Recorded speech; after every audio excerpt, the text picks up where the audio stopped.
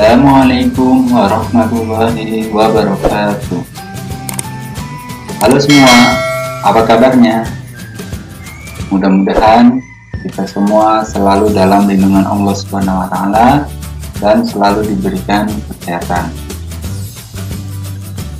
Untuk mengawali pembelajaran kita pada hari ini, marilah kita berdoa. Berdoa dimulai. Bismillahirrahmanirrahim. Raditu billahi rabba wa bil islami dina wa bi Muhammadin nabiyya wa rasula. Rabbi zidni ilma warzuqni fahman. Amin. Jadi pada hari ini kita akan mempelajari tentang sistem peredaran darah pada manusia.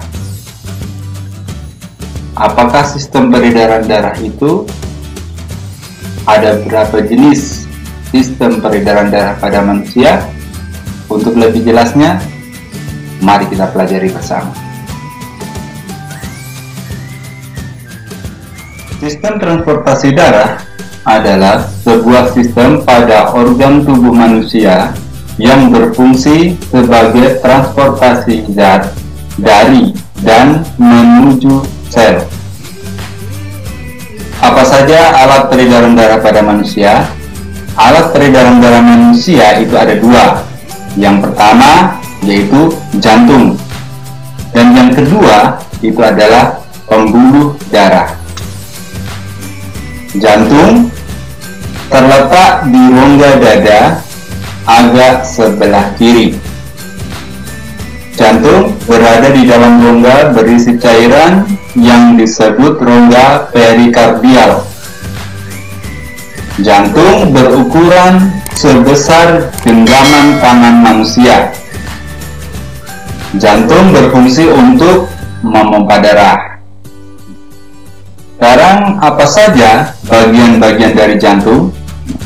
Jantung itu terbagi menjadi 4 bagian.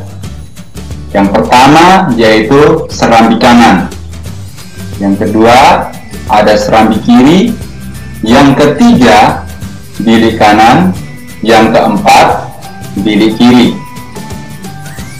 Apa fungsi dari serambi kanan? Serambi kanan berfungsi menerima darah dari seluruh tubuh yang kaya akan karbon dioksida, kemudian membawanya ke bilik kanan. Sedangkan untuk serambi kiri itu berfungsi menerima darah dari paru-paru yang kaya oksigen dan membawanya ke bilik kiri. Untuk bilik kanan berfungsi menerima darah dari serambi kanan, membawanya ke paru-paru. Sedangkan bilik kiri berfungsi menerima darah dari serambi kiri dan membawanya ke seluruh tubuh. Setelah kita mengetahui bagian-bagian dari jantung, selanjutnya bagaimana dengan sistem kerja jantung? Jantung itu bertugas dalam proses memompa dan memasok darah ke seluruh tubuh tidaklah sederhana. Serambi kanan atau yang biasa disebut dengan atrium kanan menerima darah dari seluruh tubuh melalui vena cava yang kemudian dialirkan ke ventrikel kanan atau yang disebut dengan bilik kanan. Darah dari ventrikel kanan atau bilik kanan dipompakan keluar jantung menuju ke paru-paru untuk pertukaran karbon dioksida dengan oksigen. Darah yang sudah dipenuhi oksigen lalu dipompakan masuk ke atrium kiri atau yang disebut dengan serambi kiri kemudian ke ventrikel kiri atau bilik kiri, yang selanjutnya dialirkan ke seluruh tubuh melalui aorta.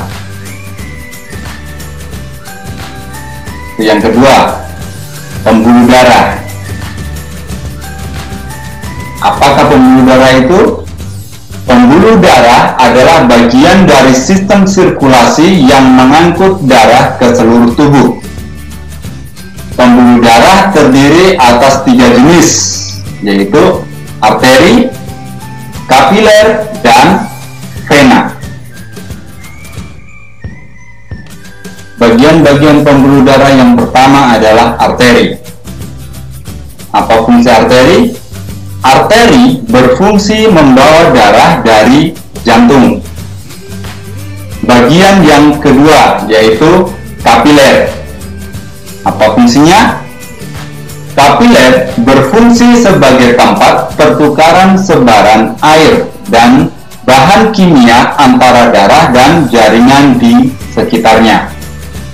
Sedangkan yang ketiga yaitu vena berfungsi membawa darah kapiler kembali ke jantung. Terus, bagaimana darah dapat beredar ke seluruh tubuh? Nah, mari kita cari tahu. Darah dapat beredar ke seluruh tubuh kita melalui sistem peredaran darah. Darah beredar dari dalam tubuh melalui 2 sistem peredaran darah, yaitu yang pertama, peredaran darah besar, dan yang kedua, peredaran darah kecil. Peredaran darah besar itu adalah peredaran darah yang dimulai dari jantung, dalam artian di sini adalah bilik kiri, kemudian menuju ke seluruh tubuh, kecuali paru-paru. Sedangkan peredaran darah kecil adalah peredaran darah yang dimulai dari jantung. Di sini adalah jantung bagian bilik kanan menuju paru-paru. Setelah dari paru-paru akan kembali menuju jantung, yaitu serambi kiri.